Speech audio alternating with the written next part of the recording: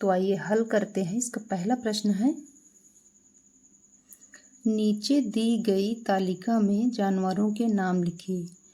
आसपास दिखाई देने वाले जानवर, पालतू जानवर और ये हैं जंगली जानवर। तो यहाँ देखते हैं हमारे आसपास दिखाई देने वाले जानवर कौन कौन से हैं। कुत्ता, बिल्ली, चूहा।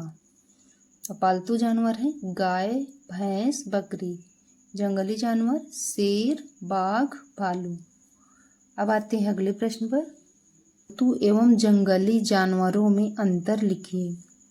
तो पालतू जानवर और जंगली जानवर में क्या अंतर है। पहला नंबर है, ये मनुष्य के साथ घरों में रहते हैं। पालतू जानवर मनुष्य के साथ घरों में रहते हैं और जंगली जानवर ये जंगल में रहते हैं। दूसरा नंबर है, पालतू जानवर में इन्हें मनुष्य द्वारा भोजन दिया जाता है और जो जंगली जानवर हैं ये अपना भोजन स्वयं ढूंढते हैं।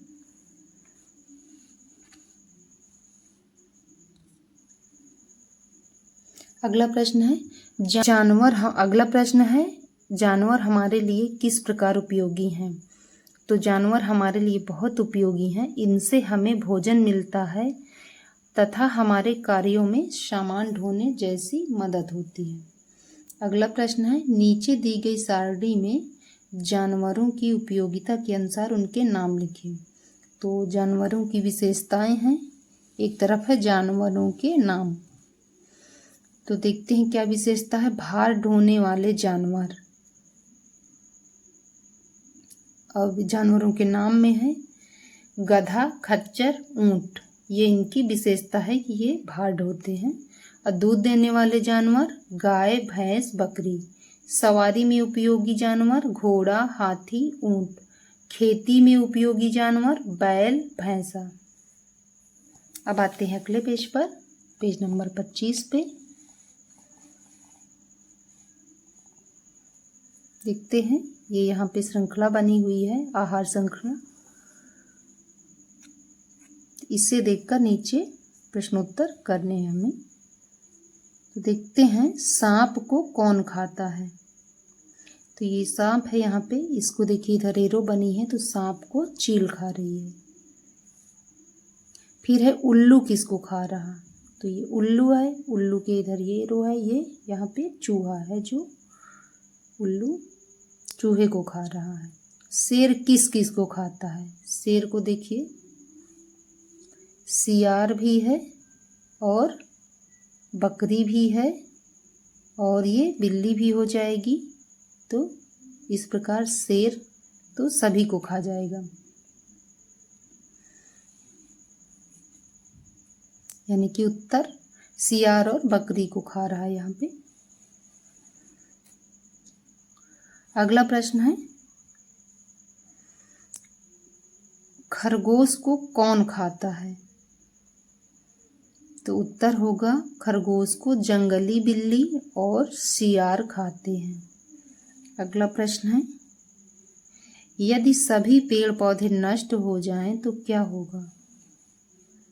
यदि सभी पेड़ पौधे नष्ट हो जाएं तो क्या होगा।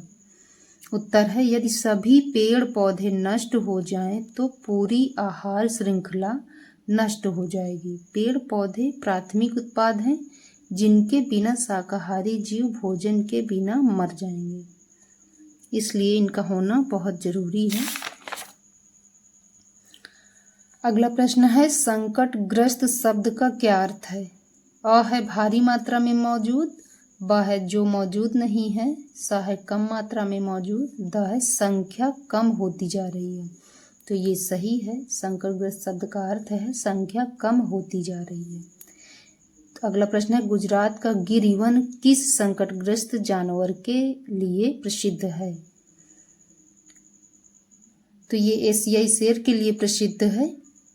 इसमें ये अ नंबर सही है। थर्ड नंबर है, इनमें से कौन सा जानवर संकटग्रस्त है। अ है घोड़ा, ब है सफेद तेंदुआ, स है बाइसन, द है गैंडा। तो जो सफेद तेंदुआ है इनमें से ये संकटग्रस्त है। अगला नंबर है, निम्न में से कौन एक विलुप्त जानवर है। तो आ है अमूर बाघ, बा है दरियाई घोड़ा, सा है मगरमच्छ, दा है जंगली सुअर। तो इसमें ये असही है, अमूर बाघ है जो ये एक विलुप्त जानवर है। अगला प्रश्न है इनमें से कौन एक संकटग्रस्त जानवर नहीं है।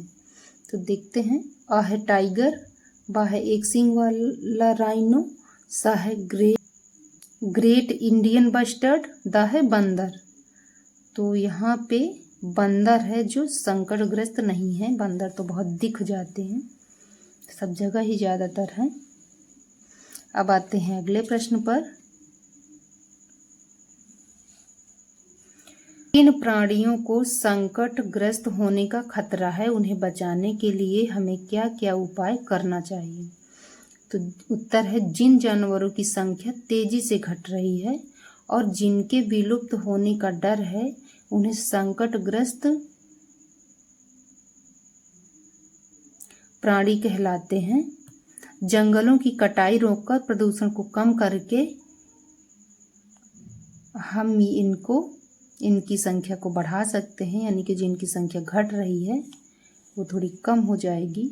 तो हम ये उपाय कर सकते हैं। यदि सभी पशु पक्षी विलुप्त हो जाएं तो इससे हमारे भोजन में क्या प्रभाव पड़ेगा। यदि सभी पशु पक्षी विलुप्त हो जाएं तो प्रकृति का संतुलन पूरी तरह बिगड़ जाएगा। अगला प्रश्न है हम उनके प्राकृतिक आवास को सुरक्षित रखकर अगला प्रश्न है हम सब वन्य जीवों की रक्षा किस प्रकार कर सकते हैं।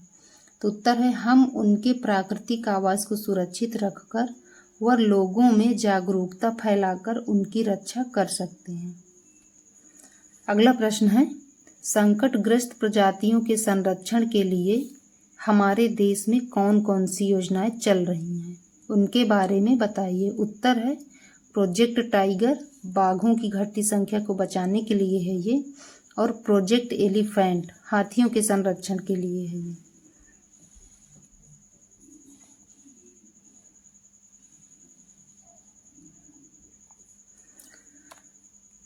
अगला प्रश्न है रेड डाटा बुक क्या है, यह किस प्रकार की जानकारी प्रदान करता है।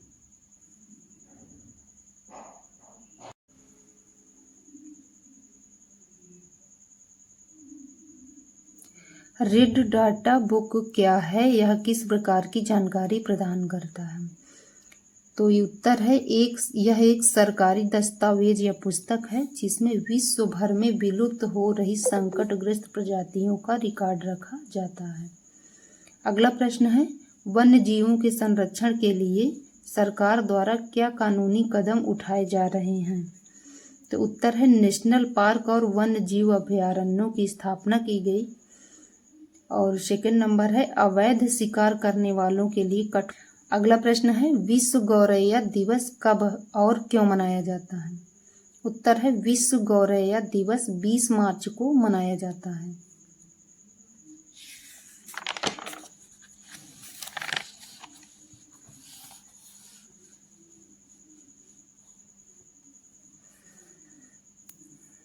अगला प्रश्न है अपने राज्य के विभिन्न अभयारण्यों और राष्ट्रीय उद्यानों के नाम लिखिए, यानी कि हमारा राज्य उत्तर प्रदेश है तो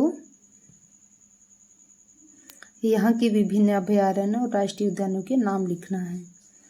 तो देखते हैं, पहला है दुधवा राष्ट्रीय उद्यान, ये है लखीमपुर खीरी में और आरक्षित जानवर है यहाँ पे बाघ और बारहसिंगा। और अगला है सेकेंड नंबर किशनपुर वन्य जीव अभयारण्य, ये भी लखीमपुर खीरी में है और यहाँ पे जानवर हैं जो तो है बाघ, दलदली, हिरण। तीसरा नंबर है चंद्रप्रभा वन्य जीव अभयारण्य, ये चंदौली में है, इसमें आरक्षित जानवर हैं तेंदुआ और सांभर। चौथा नंबर है कतरनिया घाट वन्य जीव अभयारण्य, ये है बहराइच में और इसमें आरक्षित जानवर हैं बाघ और मगरमच्छ। अगला प्रश्न है क्या आपने कभी सर्कस देखा है, उसमें जानवरों के खेल के अनुभव के बारे में लिखिए। हाँ, जानवरों की भी अपनी स्वतंत्र इच्छा होती है और उन्हें मनोरंजन का साधन बनाना अनैतिक है, यानी कि हमें उन्हें मनोरंजन का साधन नहीं बनाना चाहिए। अगला है, रीमा एक दिन सर्कस देखने जाती है और सर्कस देखने के बाद उसके मन में निम्न प्रकार प्रश्न आते हैं, तो आप उसे क्या समझेंगे? का है, क्या मनोरंजन के लिए जानवरों की इच्छा के विरुद्ध उनका उपयोग करना उचित है? तो उत्तर है नहीं। जानवरों को भी मनुष्यों की तरह अपने परिवार और समूह में रहने की आवश्यकता होती है। अगला प्रश्न है, क्या जानवरों को उनके परिवार से दूर रखना उचित है? तो उत्तर है नहीं। प्रकृति ने उन्हें स्वतंत्र रूप से घूमने के लिए बनाया है। ग है, क्या जानवरों को हमेशा पिंजरे में रखना उचित है? तो उत्तर है नहीं। पिंजरे में कैद रखना उनकी स्वतंत्रता का हनन है। घ नंबर, क्या जानवरों को भरपेट भोजन दिया जाता होगा? तो उत्तर है नहीं।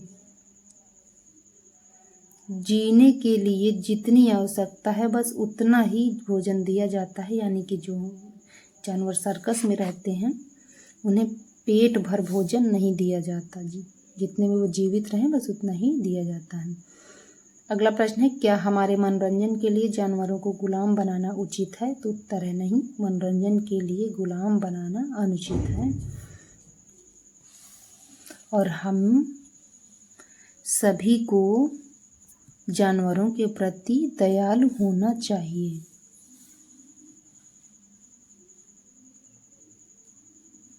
हम सभी को जानवरों के प्रति दयालु होना चाहिए। अगला प्रश्न है, ये भारत का मानचित्र है, इसको देखना है। यहाँ पे हमें नक्शे में 3 अभयारण्यों और राष्ट्रीय उद्यानों को प्रदर्शित करना है। तो यहाँ पे है गिर राष्ट्रीय उद्यान यानी कि गुजरात में, और ये दुधवा राष्ट्रीय उद्यान यानी कि लखीमपुर खीरी में उत्तर प्रदेश में आता है, और ये काजीरंगा जो कि असम में है। अब आते हैं अगले प्रश्न की ओर। अपनी कक्षा में की गई चर्चा के आधार पर बताइए कि अभयारण्यों और राष्ट्रीय उद्यानों में जानवरों की देखभाल के लिए किन किन बातों का ध्यान रखा जाता है? तो उत्तर है प्राकृतिक आवास की सुरक्षा, उचित भोजन और पानी की उपलब्धता, स्वास्थ्य की निगरानी और चिकित्सा सुविधा। अगला प्रश्न है, अभयारण्यों में किन किन गतिविधियों पर पूर्ण प्रतिबंध है? तो पहला है जानवरों का शिकार, सेकेंड नंबर है पेड़ों की कटाई, थर्ड नंबर है जानवरों को परेशान करना।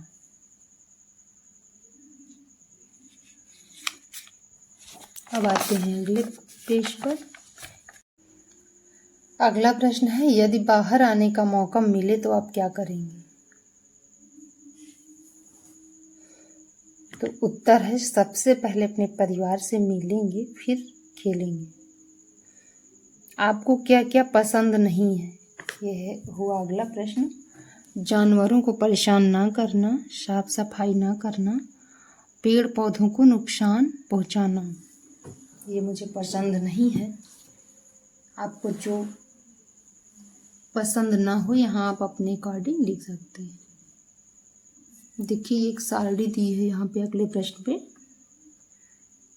चित्र को देख के हमें लिखना है यहाँ पे। तो पहला नंबर चित्र, एक तोते को पिंजरे पे कैद किया गया है। तो यहाँ पे लिखा है प्राणी का नाम लिखना है। तो ये हुआ तोता। आपने उन्हें कहाँ उदास देखा है? तो वो सबसे ज़्यादा परेशान कहाँ दिखते हैं जब आप उनको पिंजरे में कैद कर दो? तो मुझे लगता है सबसे ज़्यादा उदास और निराश वो वहीं दिखते हैं। और उनको क्या क्या तकलीफ हो सकती है? तो घुटन होती होगी, और वो कैद में रहते हैं तो इसलिए उनको तकलीफ होती होगी। उनकी तकलीफ दूर करने के लिए आपको क्या करना चाहिए? उनको आज़ाद करना चाहिए या उनको छोड़ देना चाहिए पिंजरे से, तो उनको खुशी मिलेगी। सेकंड नंबर है, एक मदारी है यहाँ पे जो कि सांप को नचा रहा है, और इस सांप को आपने कहाँ उदास देखा है? तो सबसे ज़्यादा जब ये मदारी के पास रहता है तो सबसे ज़्यादा उदास वहीं रहता है। इसको क्या तकलीफ़ हो सकती है? ये डरा हुआ होता है और इसको भूख भी लगी रहती है। और ये इसको कब ये खुश हो सकता है, यानी कि इसकी परेशानी कब दूर हो सकती है? तो इसको अगर हम जंगल में छोड़ दें तब ये इसकी तकलीफ़ दूर हो सकती है। अब आते हैं थर्ड नंबर में।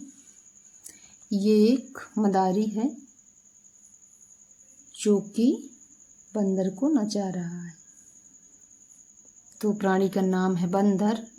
और आपने इन्हें बंदर को कहाँ निराश देखा है? तो या सड़क पर, या जब मदारी इसको खेल में नचाता है लेकिन फिर भी मजबूरी में करता है, इसको क्या क्या तकलीफ़ हो सकती है? मजबूरी है, चोट भी लग जाती है कभी कभी। इनकी तकलीफ़ दूर कैसे होगी? तो इन्हें आज़ाद करके, यानी कि इसको भी जंगल में छोड़ दें तो इनकी तकलीफ़ दूर हो जाएगी। अब अगला प्रश्न है, हाथी है। इसको हम उदास कहाँ देखे हैं? जब ये सवारी कोई करता है या सड़क पर। और इनको क्या तकलीफ़ हो सकती है? तो भारी बोझ है, कभी कभी इनके ऊपर भारी बोझ लाद दिया जाता है ना। कभी कभी थके होते हैं तो इनको भारी बोझा ढोने की वजह से इनको थकान हो जाती है, तब ये बहुत उदास होते हैं। और इनकी तकलीफ़ ये कैसे दूर हो सकती है? तो इनको आराम देकर की तकलीफ़ दूर हो सकती है। जंगल है तो जंगल में छोड़ देंगे, या तो फिर उसको रेस्ट करने के लिए छोड़ेंगे। तो इस तरह हमारा ये चैप्टर पूरा हुआ। पार्ट नंबर 6 था। पार्ट का नाम था वन्य जीवों का संरक्षण। तो ये हमारे जितने भी यहाँ थे, ये सब सारडी में सब वन्य जीव थे। इनकी सुरक्षा हम किस प्रकार कर सकते हैं, इसके बारे में ये चैप्टर था। अब हमारी अगली वीडियो जल्दी आएगी, उसके लिए हमारे चैनल को सब्सक्राइब कर लें। और वीडियो अच्छी लगे तो वीडियो को लाइक ज़रूर कीजिएगा और ज़्यादा से ज़्यादा इसको शेयर कीजिएगा, जिससे सभी के पास, सभी बच्चों को आसानी से मिल जाए। मिलते हैं अगली वीडियो में। जय श्री कृष्णा, राधे राधे।